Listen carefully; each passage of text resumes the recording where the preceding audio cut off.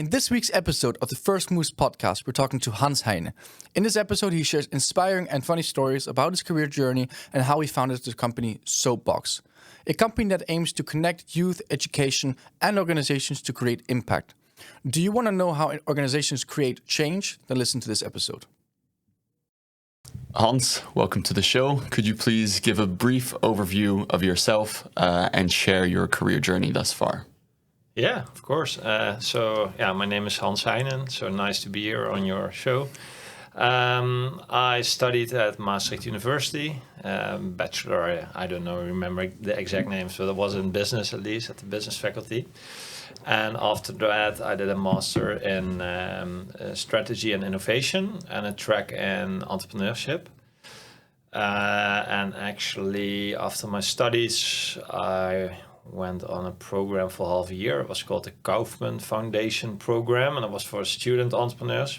And they invited, I think, around 10 students from the Netherlands to go to this Kaufman Foundation program. And it was all about learning about entrepreneurship. And the reason why they asked me was because I was in a student team with fellow students from Maastricht University, and we were starting up our own student project, actually. Yeah. Cool. What was that project? The aim of the program was you should start a company, and actually the exercise was, okay, you need a problem. And then we were just drinking a beer with 5 students, and then my grandmother called me and she said, like, Hans, I have a big problem. I cannot enter my house anymore. I said, okay, well, what's going on then? Yeah, because she had difficulties with finding the keyhole. And then so I said, okay, now we have a problem, so we should find a solution. And then we, with a team of students, we developed, it was called Lock8. It was a device to find the keyhole. And actually it was quite funny because when we started with that project, we figured out that we were only really small in a very large industry of products for elderly people, like wheelchairs, like those grabbing sticks and whatever. So what actually happened was that we were at this wholesaler, and we were so impressed as students to see those huge warehouses. And then I asked, so we will only be like one of the thousands of products. And then we thought immediately like, this will not be the big thing, you know.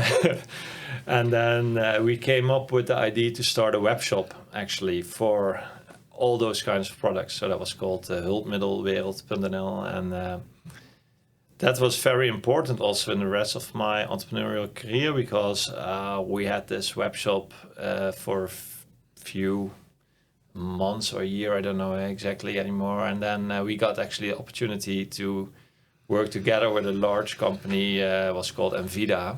And they told us like, hey, we are interested in this web shop. But at that moment we were really small. So it wouldn't have worked if they would have bought the web shop. So then we made an agreement that we got, like, I think it was around 4 years of time to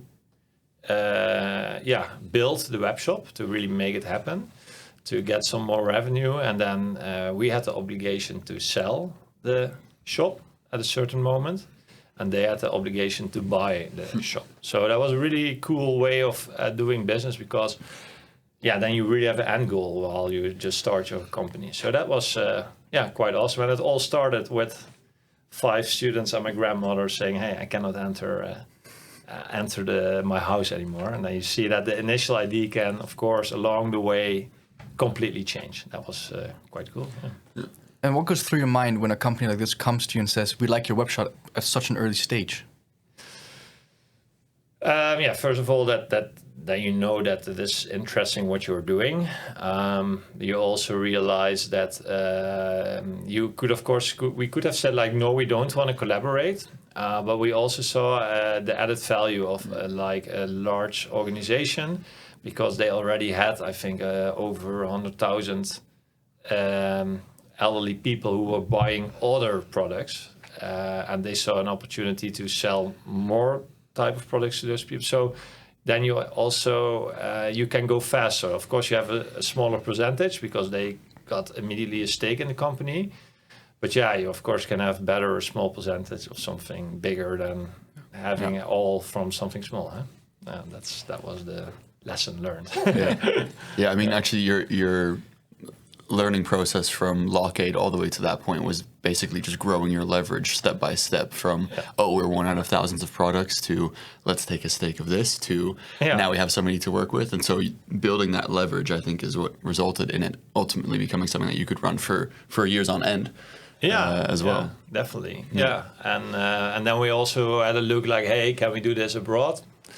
But that was quite complicated. I think in general that if people think of a company, then they think it's easy. But even a simple looking web shop was a lot of work, a lot of customer service issues, administration issues, people not paying and ordering things. It was but of course you learn a lot from that. Yeah, I can relate from running a web shop myself as well. Okay, so been there as well. Okay. But what were you selling?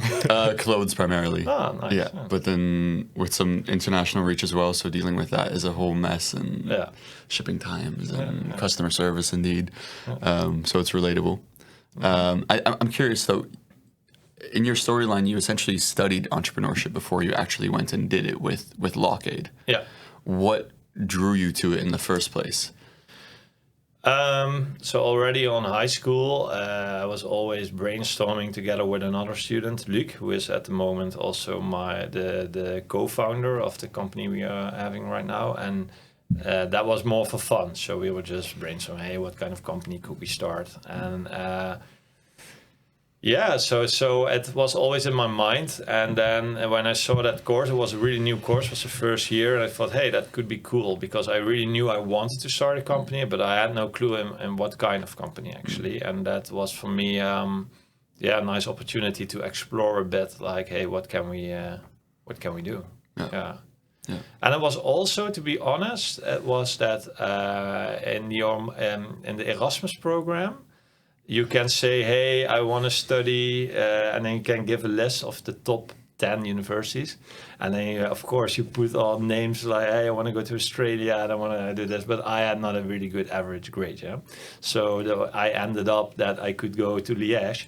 And then, I decided not to do that. Or Diepenbeek, I don't know exactly anymore. But anyhow, so, and then I was like, now I have a half year of what am I going to do? And that was also a reason to subscribe for the course, because I already had an other master. So for me, it was more like, okay, this is a nice thing to try also. So I also didn't finish the entrepreneurship track because I started the company. Which is pretty hilarious when you think about it. Yeah. But actually I think then maybe that's even better if the entrepreneurship students don't finish the studies. Then it worked out probably. Yeah. Nice. And how does that journey relate to the company you run now, Soapbox? So the Soapbox we started because that was also in the end phase. It was about the same time. I don't know exactly what was first, but I had a side job to earn some money at a call center, and then they got a really large project from Q Park to digitalize all the customers. And actually in the call center, there were only, I think, 10 colleagues, and they needed 90 people a day. It was 30 in the morning, 30, etc. So, and then I went to my boss, it was Frank, and I asked Frank, hey, how are you going to get those people? Because you don't have them. And he said, I will work with ASA student agency. And then I asked him, hey, can you give me the opportunity to recruit students? And then, I can start my own company. So I said, yes, that's fine. But then you only get 3 weeks because, I need to deliver to Q Park. So I cannot take the risk that you don't have the people. And so in the first week, Luc and I called Luc and my co-founder and said, hey, Luc, okay, come to my house. And I was member of a student association, Circumflex. I don't know if you know it, but and we had a book with all phone numbers. And I really called everyone, like, hey, do you want a job? And, but then we ended up with, I think, 60 people. But then we also found out, hey, if we need 90 people a day, and especially students, we need over 300 people to fill the schedule. So that was not going to work. And then we thought of, hey, how can we make sure that other students start helping us with finding other students, make it like a viral effect. And what we did then was we did a competition. It was called the coolest student of Maastricht, of record. Yeah, or in this case on record, it was actually about who was maybe the most beautiful girl from Maastricht. But okay. And then the disputers, so the student associations, they liked it because they could win 500 euros by getting the most votes for their member. And then we had I think around 5,000 votes. And everyone who voted, we asked, would you like a side job? And then we had 300 students, or over, I don't know the exact number, but way more than we in the end needed. So that was in the same time that we, as with the Logate project. So I don't know exactly anymore, but yeah. For me, it's pretty funny because you said you learned during your entrepreneurship track, or with the Logate example, you have to fall in love with a problem, or you have to start with a problem. And here you got a problem in your face, and you just said, "Okay, hey Luke, let's go do something with it." Yeah. So it's the same pattern. Same pattern. Yeah. How did the name Soapbox come up? Yeah, that's actually a really funny story. So in the beginning, it was another guy. It was Billy. So you had Luke, me, and Billy, and Billy was really like a guy who came up with also crazy ideas. So when we needed a name for a company, we already did the first election of the hottest student in Maastricht, and then we still didn't have a name because So then Billy came up with a platform somewhere online, and there you could say, hey, I want to start a company, but we need a name or no logo or whatever. And then companies could say, hey, we want to help you with this project. So Billy made a really professional request kind of proposal, like, hey, this is what we're looking for. And then Billy came to my house, and so we were behind the computer, and then what really happened. So the screen turned on, and there were 6 guys in suits in Manhattan.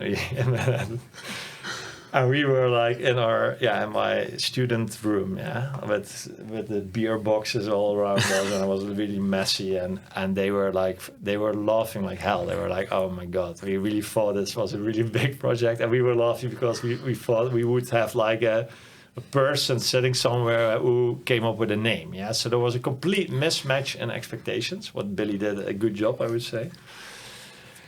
And then they said, within the first minute, it was I don't know, it was the director, and he said, okay, guys, it's obvious we are not going to do business together, but okay, we did a lot of work already for you to get this pitch. So what we will do, we give the pitch. We will send you the presentation. You can have it for free. We are not going to charge you because, the amount we would normally charge us, so just keep it. But if you ever go to the States, then if it ever is a really big success, then reach out to us again. That would be nice. And they came with the name Soapbox. Why? Because they actually said, what you did with this election, you literally put students on a stage, on a stage, so they could present themselves. And then they said, that's what is going on in Speaker's Corner in London. People took in the past probably their soapbox, and they went to this park and used the soapbox as their stage. So the soapbox symbolizes the stage where students and organizations meet up. So we offer students a stage to present themselves, actually.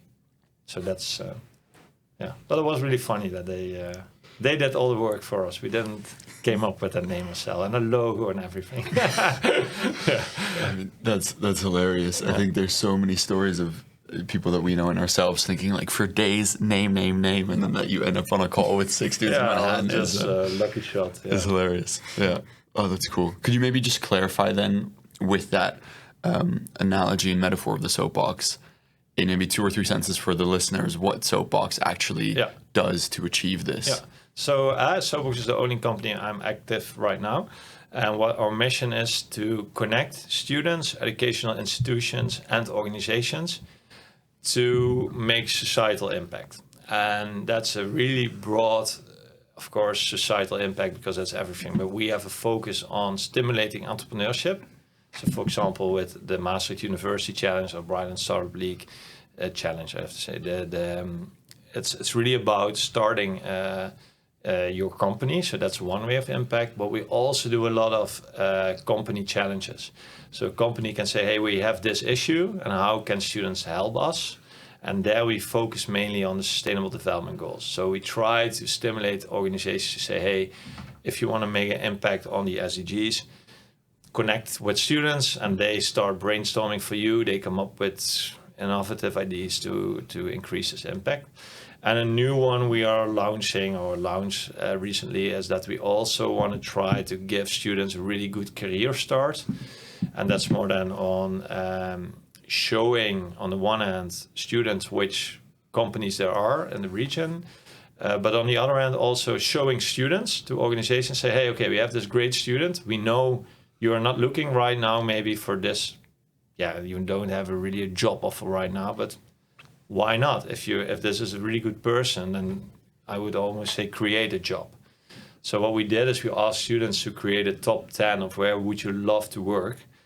And then we reach out to those organizations and we say, okay, we have here Sebastian, and he is an amazing student, of course. And then how can, and out of all the companies in Europe, you are in his top 10. So if you don't have a job for him, create a job for him. That's the logic that we have in our mind. But if it really will work, we will figure out. And it's not easy, but we will try. Yeah. So a very important part to how to get this to work is collaboration between different parties with you guys. So what's the biggest challenge that you guys have in aligning goals of such diverse stakeholders? Because there's a lot of stakeholders involved in this. Good question also.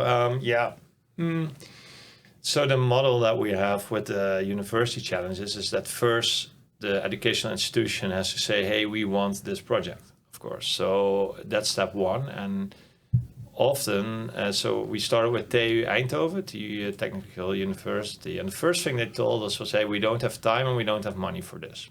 So if you want to collaborate, that's fine, but we don't have money and we don't have time. So, and then actually our reaction was, okay, we still want to collaborate. And then we thought of a model that actually it's free for students to join a competition, and organizations can support the project actually. And we were able, it was a lot of work to reach out to all kind of organizations and ask them, hey, do you want to become a partner of this challenge? And then it of course helps that you work together with the university. So universities or educational institutions are really important to us. But of course you need to deliver added value for the partners as well. And that's also difficult because of course in a university challenge, it's mainly for the students. So it's more on a, how do you say that? On a high level in the organization that they really see the value of building an ecosystem together. And so that are also more the larger organizations in like the Medtronic or the Brightlands campuses that really see that added value of doing this not in a, okay, then tomorrow we have this, but they really think a little bit more strategic, I would say. And that's what you need to set up these kind of projects. Yeah. And then if I can ask, that value creation, like you said, it's very much long-term driven. Mm-hmm. But then how do you actually capture and monetize something like this? Yeah. These partners pay for it? Yeah. What kind of systems are in the back of that?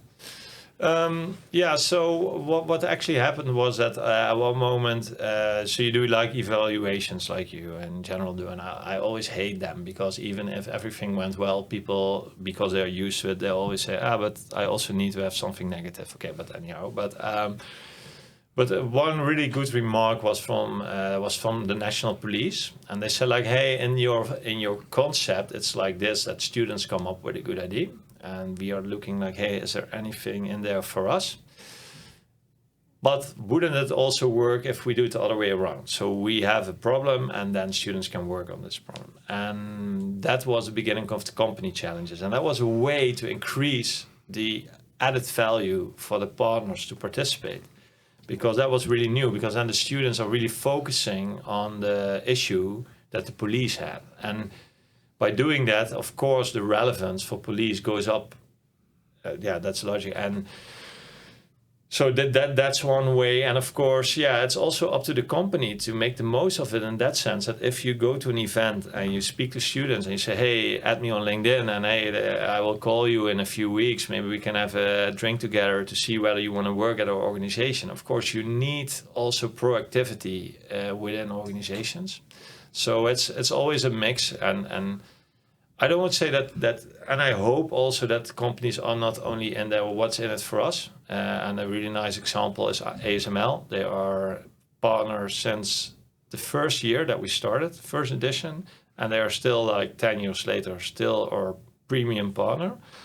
And in an interview one time, they said like, we don't want anything back. What we want is that students can have this amazing experience that we have in the Eindhoven region. We have a really like innovation that we also have other companies who join in, and we want to pay more so that other companies can pay less, but that they can join in, because we need, and that's the energy that you see in the Brainport region that made also the region so successful. And I think that if, for example, also in Limburg, we really need this kind of thinking to increase impact here. And boost innovation and entrepreneurship. So agreed. Yeah. Now, actually, at a glance, Soapbox looks like a really unique proposition. Essentially, it's long-term ecosystem building and giving people opportunities. But are there any competitors out there? And you don't need to name them, but I'm just curious, what would also make you different from them? Of course, there is competition on several levels. So, there are also initiatives that students do or universities themselves. But we often, or most of the time, we collaborate with them. So we don't try to, because what we are doing is like to do something good. So why don't join in and make it fun and participate? So that's on one side. Then there is other company, it's called Start Hubs, and what they do actually is that companies can say we have this project. We are, for example, the Dutch Railway, and then they can say like, hey, I have this challenge. But then it are really startups, and they have to send in their solution, and you can get a big project of I don't know how much money. So, but that's more focusing on the next step. So we are more on the students, and what we often hear, even from incubators, from investors, is you're really, really early stage. And actually that's true. And that makes it difficult on the one hand, but that's also a reason why this target group is not that interesting sometimes. So I think that's also a reason why there's not that much competition. Of course, if we are going, if we have a look at the matchmaking of students, that's something that's of course not unique at all. And then there is amazing competition. So we are more into looking for, hey, can we maybe collaborate on that point than setting this up ourselves? But we want to just try to see how far we get. Yeah. And then, what about the key challenges that you faced with these collaborations? Because I can imagine it's not all sunshine and rainbows. Oh. So what kind of things do you run into? The challenge that you have is that of course, it's always possible. Education institute will always think, well, hey, what are we going to do? Do we collaborate with Soapbox or not? Are we going to do this ourselves? And you have to deliver, because else you have a problem. So that's a challenge. And actually, but now we look a little bit different to that. So we had a university in Eindhoven. We worked together 10 years, and then they decided, hey, we want to do this more on our own. But we did it in a really nice way, because still we really believe in, of course, our own product. So, and I also saw that Eindhoven was kind of ready for it to do it themselves, because they did it for 10 years and they had a whole team of professionals working. So we decided, okay, that's a possibility to do it yourself, and we did it. But then also we make sure that the partners can still participate. So also with ASML, we arrange that works really well for them. So, but what I see is that, so in our model, we bring a lot to the university because we bring a website, we bring people, we do the recruitment of students. Yeah, and the investment is relatively not so high, let's say like that. And so by doing it all yourself is of course more expensive in the end. And yeah, so why would they stop? That's then the question. And that's so the model is, I think, very interesting that we offer to educational institutes to work with us because we take all the risk. We come with a whole partner network, so we make it happen. So, and we do all the, I think, we do all the shitty work. Yeah, going after students, make sure they hand in all their things, recruit them, etc. And that's often overlooked. So if you're at a final event, it sometimes maybe looks easy, but there is a lot of work to that it all goes in a smooth way. And that's something that we also had a client in the past that stopped the collaboration, and within a year he came back with this reason, like, we didn't know it was so much shitty work. So yeah, within our organization, there's no one who wants to do this. Fair. Yeah. I think also there's a really nice lesson in what you said about the collaboration with Eindhoven and the way you handled that. Because from my experience, if a key principle that underlies your organization is collaboration and creating these win-wins, when those win-wins are becoming less of a win-win because they've built up their own capability, to then be all harsh about it and keep either, exploiting it or to be to come at it with an angle of conflict and say, no, screw you guys, like, why are you leaving us? But rather setting it up so that ASML, for example, could still work with it. Yeah. I think having that very principled approach, I think is really, at least for me, it's been really important in my projects that I've done because it keeps this authenticity and it keeps the organization also aligned with what it stands for. I don't know, that really resonated with me as well in a way to keep tackling those issues effectively, right? Yeah. Maybe switching more inwards then towards the organization, if there are these crappy tasks that need to be done, kind of what are the key leadership principles that you've kind of found that work for you for managing a team of, I think, almost 50 people to do this kind of work? Yeah, so I think from the beginning on, we are a kind of small company. And it's all about, for me, very important, about trust. So open communication. If there's something going on, if you make a mistake, don't worry. I mean, but as long as you tell it and we can fix it together. So trust is really important in this whole process. And we have a few principles like deliver wow. What is wow? So if you organize an event, try to think of things that are really impressive for students or for a jury member. How can you impress them? So that's something we do, and a kind of leadership. So actually, recently, since 1st of January, we have a more operational director to make sure that we become more professional in the organizational part. And I think that's very important because Luc and I are not probably the best managers. So we get more energy also of starting new projects, being out there, talking with organizations, with educational institutes. That's what sometimes you feel like, hey, when I'm doing these tasks in a day, you feel a kind of energy. Yeah, and I think that's very important. While Robin, our new colleague, she is really about, okay, I want to have that everything is fixed in a perfect way, and that's very valuable. And I think the mistake that Luc and I made was that we did this too late. So that's maybe also good if you really are an entrepreneur. Find at least someone, and probably in the beginning already, that is really good in operational task and really also likes to do this. And So a lot of companies, they want to work with the youth to kind of increase their marketing aspect of things. Mm-hmm. Do you experience this as well, or do people that you work together with really use this within the organization and more than just as a marketing? You mean like greenwashing? Yeah.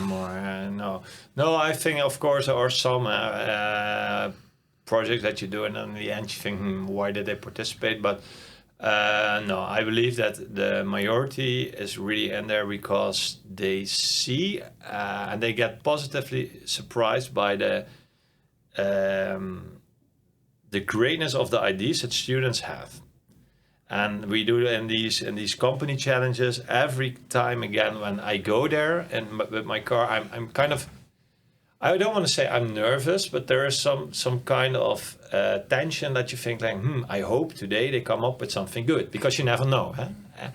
And then what I most of the time do is I give a short call to the one who is doing the hosting of the day, and I was, hey, how is it going? And then I also, it's going well, okay. And then when you somehow then the students give the presentation, and 9 out of 10 or maybe even 99 out of 100, the company is positively surprised by what students can do, for example, in one sprint day, and that they give a presentation, and then they're like, oh my God, how is this possible? If we see what the students do in one day and how long it would take us to come up with this, and especially then when students use AI and toolings, and then there is this amazing presentation. And then we had it one time at the Energy Transition Campus in Amsterdam. There was like, I don't know exactly what his role was, but we were quite high in the organization, and he just came in for the presentation part. And then the students, they had a one day about energy transition, and they had a presentation. They used AI to show how this could look like. And this guy, he just couldn't believe that there wasn't like a whole design team who created this. And then what you see is that this makes such a shift in the mindset, also about how this person then looks to his or her internal organization. Like, oh my God, why are we doing this in this way? The students do it way smarter. And I think that's a cool thing with AI, that is happening like now in a really fast pace, and companies can't keep up with speed and but that's always what I think the really new innovations. And is there one project that really comes up at the top of the head when you're like, that idea that they presented there was just wow? Oh, there was one time was a sprint day, so at the police, and there was a really difficult challenge. So what they wanted was, the challenge was, how can you get information out of a house or a building within entering? But in a case, so imagine there is a criminal inside or not, and you are there with a whole team of police persons, and you're thinking, how do we enter the building? And then it's quite nice to know if there is a person inside or not. That could be important information. But of course, this person will do everything to not let you know. So it's dark, there's no heat on, and he tapes everything. So you cannot enter in any way. So in the morning, it was like the students came up with all kinds of suggestions. We go through the toilet. No, because that's not a good solution. It can... because, for example, if the criminal is smart, he will make sure that is covered. Or we go by the air things and whatever. So the whole morning it was no, and we already tried. Yeah, that was the whole. So I was there like, And then we were at lunch, and there was like one student, and he said like, is this really only about knowing if there's someone inside? And was a really quiet guy, So he said, yeah, but that's easy. So okay, wait till after the break, and then we will, you can tell the others. No? And then he said like, hey, I have an idea. So what I want to do is we are going to use Wi-Fi, because it sends out a signal and it gets back a signal. And if there is someone walking or moving, then the signal gets disturbed. So then police, there was also one guy said, yeah, but we tried this, but I say, when did you try this? Yeah, and then it was like a long time ago. I said, yeah, okay, but Wi-Fi those receivers are getting better. And that ended up really in a whole team of police who developed this technology. And now they are so far that they can even measure the heartbeat from outside. So because even this movement of your heart is measurable with Wi-Fi. Yeah, and that's really cool. So then now they know how many people are in there. Are they maybe sleeping because their heartbeat is low? And that's really something, by that one comment of the student, that made this whole project work. So, and that's really cool to see. And it can be sometimes really easy, because, it's not something that didn't exist, but it just that he thought of it at that moment. So yeah. That's one of those things where there's no dumb ideas to be thrown around. That's No, and that's also within the university challenges. I mean, of course, there are also many ideas that will never work, but there is always that one or two that will, and yeah, that's always difficult, of course, to know exactly. But I think the most important maybe is the team, more important than the idea in some cases, because yeah. It's also about execution of the idea. That's so yeah. talking about the team. How did you build the initial team for Soapbox? You had your co-founder. Yeah. So I started with Luc and Billy in the beginning. Billy was one of the guys also who was in the Locate project. Luc because I knew him and we always wanted to, and Billy because he was the only one that was. Okay, now I know why we had Billy, because when you needed to form a group of students, and I didn't know Billy, but then there was like, you needed to make a team of 5 within like 10 minutes. It was like, there was not a... And then Billy, everyone had to introduce him or herself really shortly, and Billy mentioned something about I can build a website or something like that. And I thought, okay, he was the only one, and I always thought maybe something with a website. So I went, Billy, let's, and yeah, he was okay with that. So Billy was the guy who, and in the end, it turned out he couldn't build a website at all. But he just mentioned it to increase its value within the team. So I think. Oh my days! But he's the guy in the end who got the Soapbox name, right? Yeah. It was the same. Billy, still done. So he knew how to write something on a website. Definitely. Yeah, and what is, of course, on the one hand a pity, but also logic that you are in a team of 5, but then in the end we only continued. Actually, I only continue because the other ones got really nice job offers. So one went, Darius went to Zalando, Robert went to BMW. Yeah, we had another guy. But so, yeah.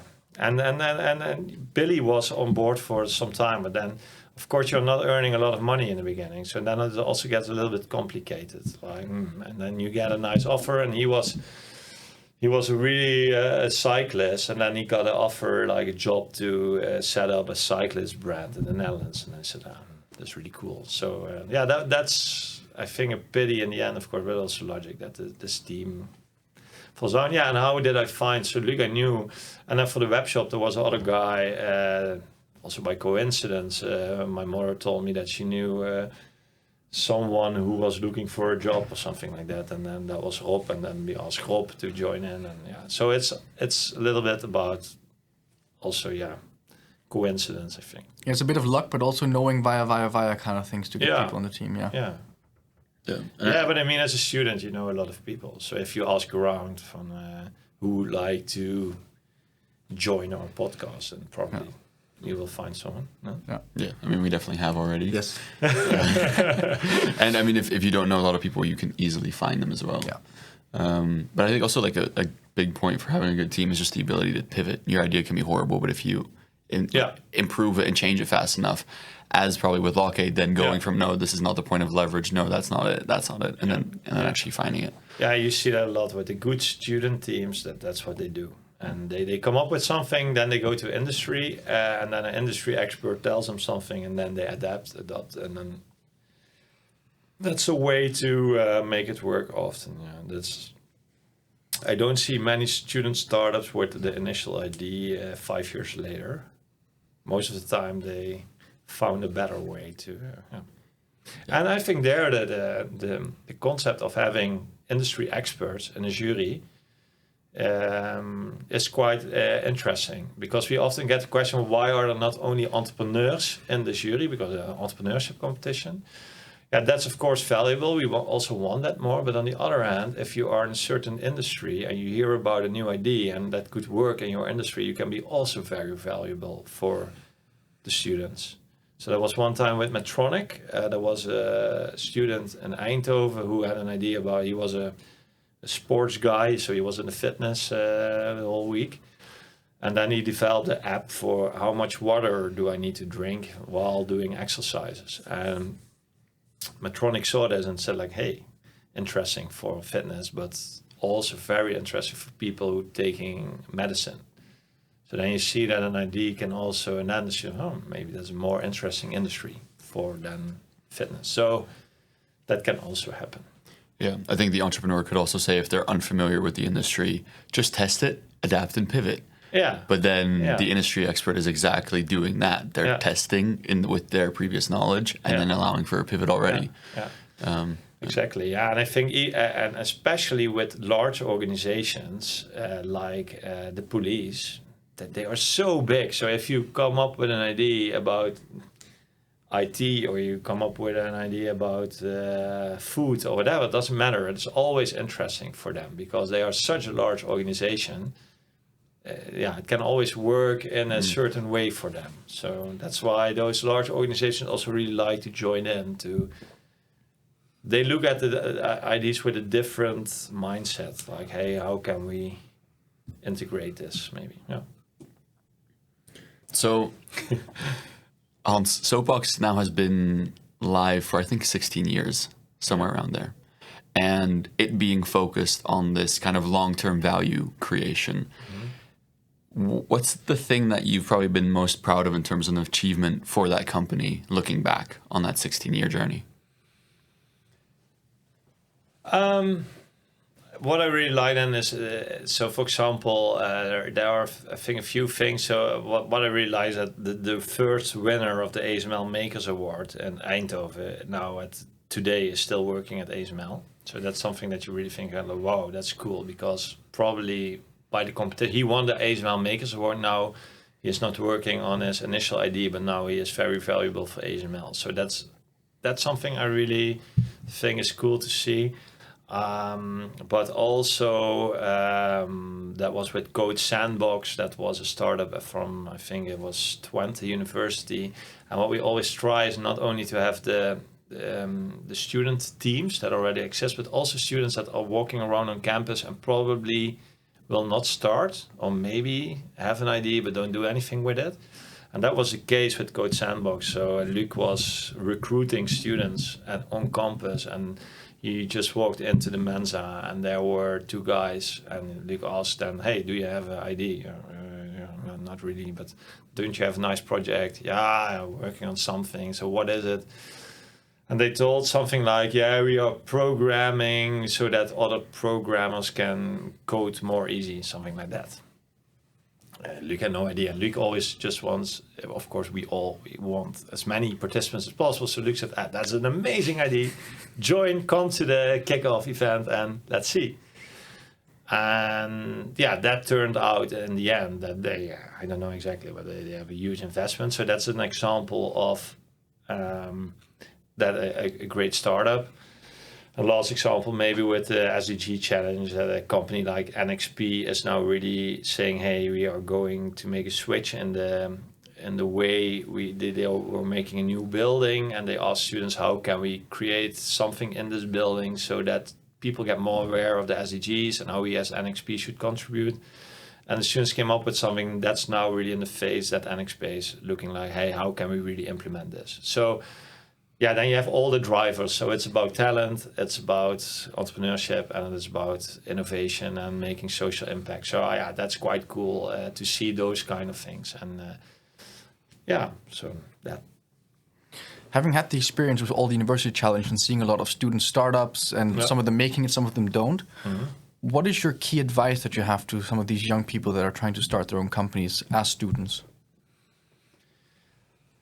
First of all, just try it, because I think that's the most important thing. Just try out. Can something help? I think in the end it is better to start not alone, but with someone. A whole team is difficult because there is no money in the beginning, and which company can pay salaries for 10 people in the beginning? I mean, that's really difficult. So I would say start with 2 or 3 maximum, and then in the end you can of course make the team bigger. And I would say always, if I could start over again, you should think about like your revenue model, for example. Like, can you create something so that there is recurring income? You see that with insurance companies. A friend of mine has one. That's the easiest business you can be in. I don't hope Thomas will listen to this podcast. He will recognize himself probably. But so the model, and in the end, I think very important, maybe most important, look for an industry or something that you really are passionate about, because you will spend so much time, and then if you're doing something you don't like, then it's. And I think that combination of things, and of course you can have a look at something scalable, keep it easy and all that kind of stuff, but maybe it's not always the most important thing to have the most scalable product. I mean, if you are enjoying yourself and having a nice income, whatever, it can also be okay. But if you can, of course, start with a blank sheet, that I would make, as founders, I would create a checklist so that you say, okay, what are most important things? So, okay, imagine scalability, social impact, recurring revenue. So you can make like a top 5 or top 10 of, and then just come up with ideas and put it along the checklist and see. If it isn't fitting, then you don't start. Come up with something better. Drink more beer and then come up with a more creative solution. Because I think that's the unique chance when you start, that you have every opportunity. So you should be critical in the beginning. What is important for us in the more long run? And then if you think about that, I think maybe you can start already with a better idea, and that can save you a lot of time later on. So that maybe, yeah. Very nice. I think with in mind that, I mean, your career so far just seems to be focused on fulfilling and creating space for potential to create impactful innovation and impactful ideas. How do you keep that in mind going forward? I mean, now what we are doing at Soapbox now is that, for example, with the SDG challenge, what we try now is to find people in other countries that maybe want to start the SDG challenge in their own country. And by doing that, we give the opportunity to students there to also experience this. And then Soapbox more as a role of being we have the online tooling, and we have, of course, the formats. So that's a way to try to increase the impact. Yeah. Awesome. And then to wrap up, we ask all our guests to bring an object of personal significance. What did you bring today? I know you asked it, but to be honest, I didn't take something like my tennis racket, although I love tennis. But so I always have this bag with me with my laptop in there. But there is also a short, letter of my grandmother, just who once sent me like, hey, can you bring some groceries and something like that. So that's always in my bag. So when she came up with the problem for the log 8, so probably maybe I brought something. I would say this piece of paper for my grandmother. That's that's something nice. She's still alive. She's 96. Whoa. So she can listen to your podcast. How nice. Oh, nice. Can I ask why you carry it around still? Yeah, I mean, it's valuable for me. So it's like, something nice. So, yeah. Cool. All right. Hans, thank you for your time today. Thank you very much. Yeah, thank you. Cheers. Top. All righty. Thank you very much for listening to that episode of First Moves. If you want to connect with our guests personally, make sure to follow us on LinkedIn at First Moves. We also have an Instagram called First Moves Podcast.